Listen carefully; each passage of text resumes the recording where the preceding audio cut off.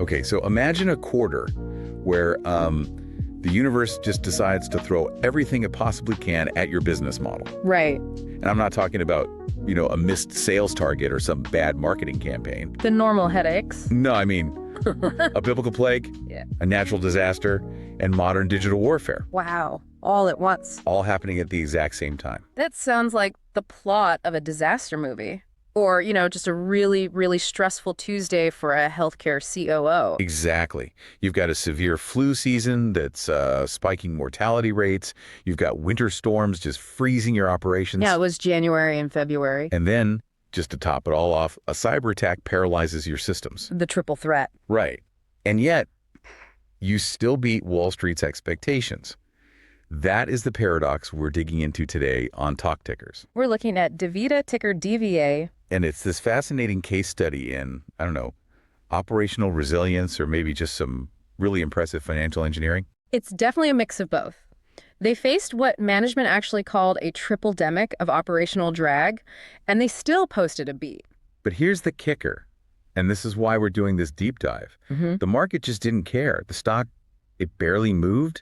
It was actually down, about 0.4% after hours? Yeah, a total shrug from investors. So our mission today is to figure out why. How did they pull off the numbers in all that chaos? Why the cold shoulder from investors?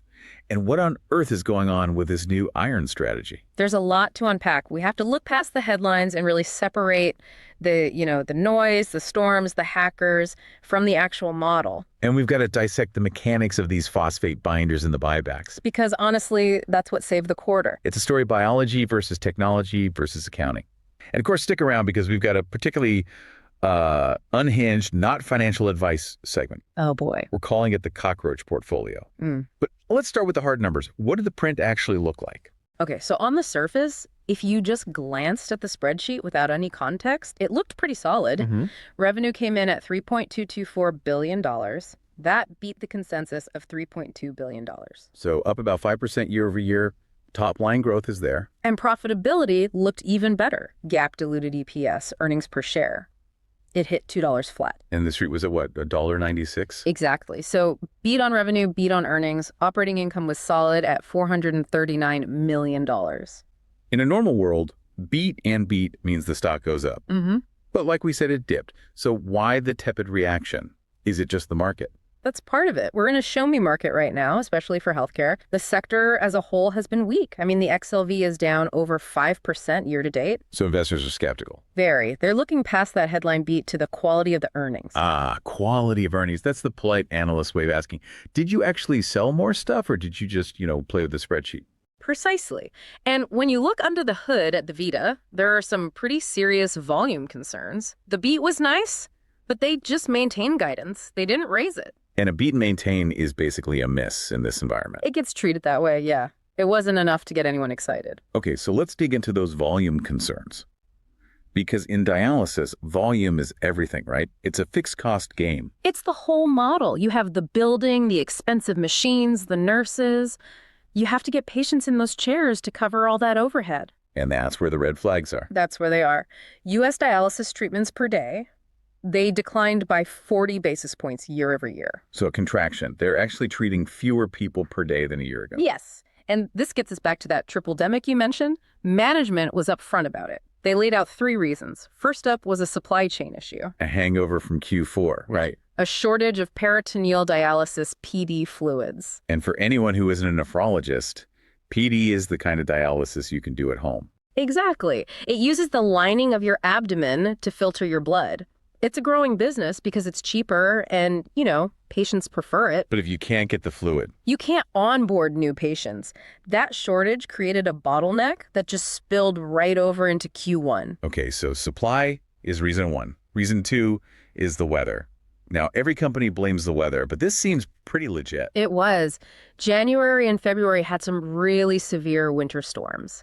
And dialysis isn't like picking up a prescription. You have to physically go to a center. 3 times a week for 4 hours. If the roads are frozen, if the power's out, patients miss treatments. And if the patient doesn't show, DaVita doesn't bill. Direct revenue hit. Correct. But the third factor, that's the grim reality of this business. They cited a severe flu season. Yeah, and we have to be sensitive here.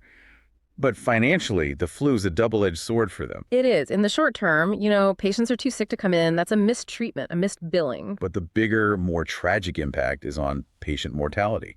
Exactly. This population is incredibly vulnerable.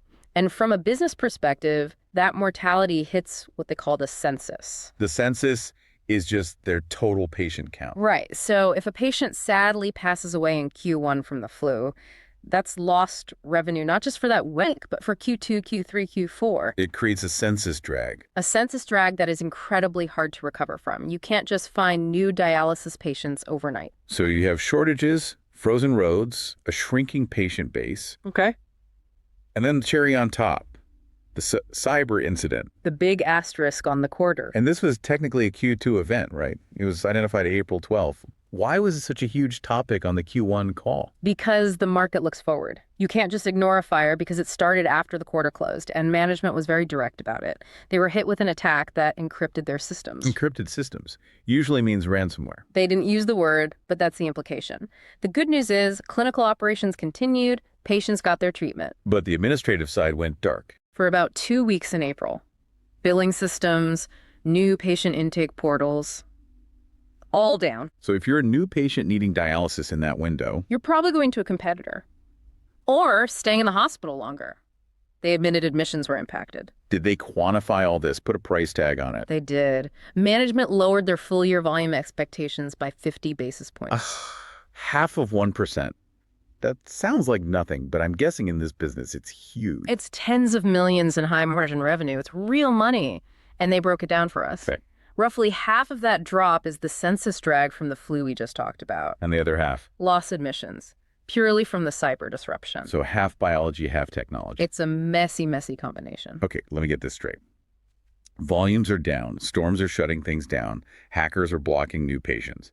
This earnings call should have been an absolute disaster. By all logic, yes. They should have missed EPS by a mile. But they beat. How? 2 words. Phosphate. Binders. This is the tailwind. Okay, explain this to me like I'm 5. What are these things? Simple version.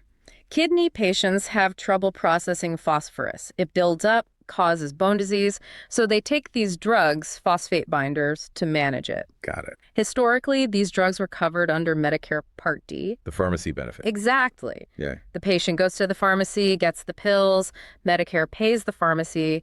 DaVita wasn't involved. But that changed this year. Right. As of 2025, these drugs transitioned into the dialysis bundle. The bundle. This means DaVita gets paid a flat rate to handle everything, including these pills. Sort of. They get an adjustment to their payment to cover the cost, and the economics are working out way better than expected for them. How so? Their revenue per treatment, or RPT, went up by $10 because of this. Okay, so they get an extra $10. But they have to buy the drugs. They do, but their cost per treatment only went up by $8. Wait, so they're making a $2 spread on every single treatment just for handing out pills? Essentially, yes. It's a positive net benefit. That $2 across millions of treatments, it adds up very, very fast. That's an incredible arbitrage. Mm. But they mentioned a shift to iron-based binders. What's that about? Yeah, the iron mix. This is fascinating. Clinically, the iron-based binders are better drugs. They're more effective. Patients take fewer pills. But they're more expensive. Much more expensive. So usually you'd think the company would want to use the cheaper stuff to protect their margins. But not here. No. The reimbursement model seems to account for it. Management said the prescription rate for these iron binders was way higher than they expected. And even though they're buying the expensive stuff, the reimbursement is high enough that the spread is still positive. So they can give patients the better drug and still make a profit. Exactly. It's a win-win. Yeah. And financially, it's huge. Management now expects the full year contribution from these binders to be at the upper end of their guidance. They originally said $0 to $50 million. And now they're saying expect the 50. Expect the 50. So if I'm hearing you right, the phosphate binders basically canceled out the lost volume from the flu and the cyber attack. That's the math. The operational side of the business was weak, but it was bailed out entirely by these drug economics. It just shows how sensitive these models are to tiny reimbursement changes. Okay, let's talk capital allocation. What are they doing with all that cash? Buying back their own stock. Aggressively. Give me the numbers. In Q1 alone, 3.7 million shares, average price of $148.94. Since the last call, the total repurchase is about $680 million. That's a huge amount of buying pressure in just a few months. It is, and they said the strategy is front-loaded for 2025. They're buying heavy right now. Does that signal? Confidence. Or that they don't have anywhere else to put the money for growth. It's a bit of both, but probably leans more toward the latter. It signals that growth is going to be inorganic. They aren't growing by opening new clinics. They're growing EPS by shrinking the number of shares. Speaking of shrinking losses, let's talk Integrated Kidney Care, IKC. How'd that segment do? It posted an operating loss of $29 million. Ouch. Yeah, value-based care is tough, but the loss was in line with what they expected. There was, however, a little bit of an accounting shuffle that caught my eye. Ooh, I love an accounting shuffle. Go on. They moved a specific IT product from the IKC segment over to the U.S. Other Ancillary segment. And that move shifted about $4 million of loss out of IKC and into this other bucket. So they just took a loss from the left pocket and put it in the right pocket. Classic pocket-to-pocket move. It doesn't change the company's bottom line at all, but optically, it makes the IKC segment look a tiny bit better. That's a great catch. Yeah. So before we zoom out, anything on the regulatory front? Always. The big one is the enhanced premium tax credits. Management sees a cumulative hit of $75 to $120 million there, and they noted it's trending toward the higher, worse end of that range. So more headwinds on the horizon. The road does not get any smoother. All right, let's bring it all together. What is the so what for the portfolio? If you're holding BVA or thinking about it, what's the story? The story is a company that executes well in a really tough environment.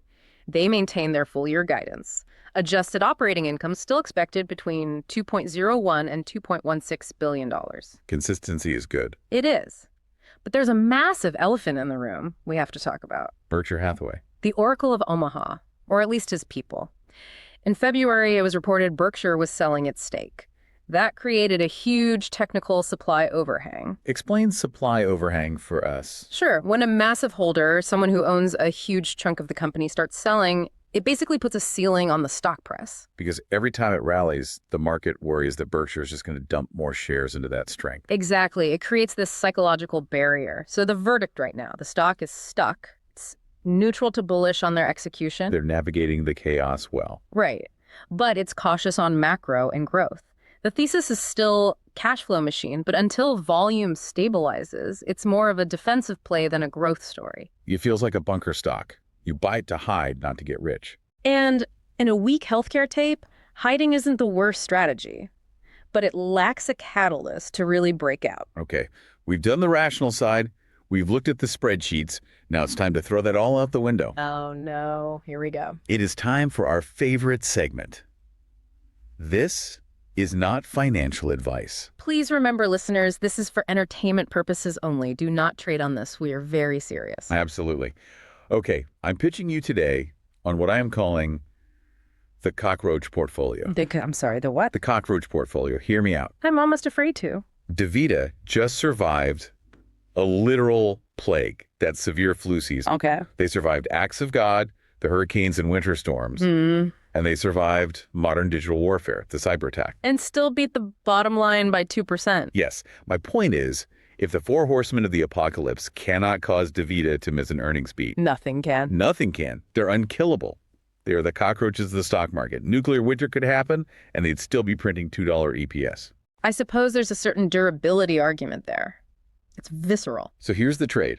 You go long DaVita and you short fragile tech. Fragile tech. You know the ones? The software companies that miss earnings by 20% because ad spend was a little soft in Europe? Huh. DaVita is out here doing dialysis during a cyber attack in a blizzard. You know, there is actually a legitimate hedge fund strategy in there somewhere, the anti-fragile trade. And I've got a second layer. The iron hedge. The binders again? Yes. They are pumping patients full of iron-based binders. The mix is shifting to iron, so we're going long iron via kidney patients. It's a commodities play disguised as a healthcare stock. That is a stretch even for you. But what about the Berkshire sales? Buffett is selling. Doesn't that scare you? No, that's the Berkshire fade. If Buffett's selling, that is the ultimate contrarian signal. We buy the Buffett rejects. When the Oracle sells, the street buys. That is absolutely not financial advice. That is a fever dream based on phosphate derivatives. But it sounds plausible, doesn't it? In a really weird way, yes. But please, nobody actually do this. Agreed. Stick to your index funds, folks. But if you see me in a Lamborghini next year, you'll know it was the iron binder trade. Or you just took out a massive loan. Also highly possible. Okay, bringing us back to reality to close this out, what are the key takeaways from this DaVita deep dive? Let's recap. We had a solid financial beat, $2 EPS, but the operational environment was just incredibly rough. The flu, the cyber attack, the storms, all hitting volume. They maintained guidance, mostly thanks to those favorable phosphate binder economics we talked about, and they're propping up the share price with those aggressive buybacks. And the final thought. I think the model is stable, but the noise is just so loud. Investors are still waiting for that one clean quarter to see what the organic growth really looks like. But that clean quarter never seems to come. It's always something. It's always something. Well, that wraps up our review of DaVita's Q1 2025. If you want to dig into the numbers yourself, you can check the show notes. And keep an eye on those volumes next quarter. That's going to be the real test. Absolutely. Thanks for listening to Talk Tickers. We will see you on the next print.